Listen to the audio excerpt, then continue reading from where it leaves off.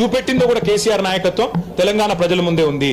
బ్రహ్మాండంగా తెలంగాణను 1 కోటి ఎకరాల మాగాణం చేసి వరి ధాన్యం ఉత్పత్తిలో పంజాబ్ను హర్యానాను దాటిపోయి తెలంగాణ అనే కరువు పాలిత ప్రాంతాన్ని ఇవాళ భారతదేశంలో అగ్రభాగాన్ని నిలబెట్టినందుకు కేసీఆర్ గారికి నోటీసులు ఇస్తారా?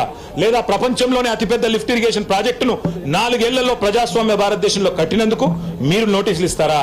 దేనికి ఇస్తారు కేసీఆర్ కు నోటీసులు? అన్ని చర్చలు కూడా ఇవాళ కమిషన్ ముందు జరుగుతాయి. అన్ని ప్రశ్నలు అడిగినా, ఎన్ని ప్రశ్నలు అడిగినా వాటికి సమాధానాలు సమర్థవంతంగా మేము చెప్తాము.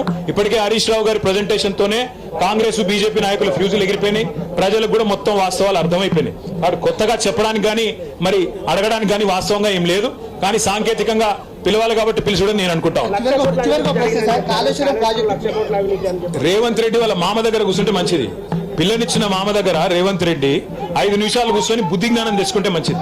సూదిని పద్మారెడ్డి గారు, గీత గారి తండ్రి వారు చెప్పినారు 94,000 కోట్ల ఖర్చైన ప్రాజెక్టులో 1,00,000 కోట్ల అవినీతి అనేది ఒక తెలివి తక్కువ అంటున్నాడు. మరి ఆ తెలివి తక్కువ ఆయన అల్లుడు. మా కర్మగాలి ఆ తెలివి తక్కువ ఇలా రాష్ట్రానికి ముఖ్యమంత్రి. కాబట్టి మేము అనేది ఏంటంటే రేవంత్ రెడ్డి గారు ముందు పోయి వాళ్ళ మామగారి దగ్గర కూర్చొని కొన్ని పాఠాలు నేర్చుకుంటే మంచిది. కాళేశ్వరం ప్రాజెక్టు విచారణ పూర్తిగా అయిపోయిన తరుణంలో మళ్ళీ 2 నెలలు పొడిగించి కేసీఆర్ ను ఇటు హరీష్ రావును పెంచినటువంటి సందర్భం కనిపించింది. దీన్ని ఎట్లా చూస్తుంది? ఖచ్చితంగా కక్ష సాధింపు, రాజకీయ వేధింపు తప్ప ఇందులో ఏమీ లేదు. నిజం నిలకడ మీద తేలుతుంది.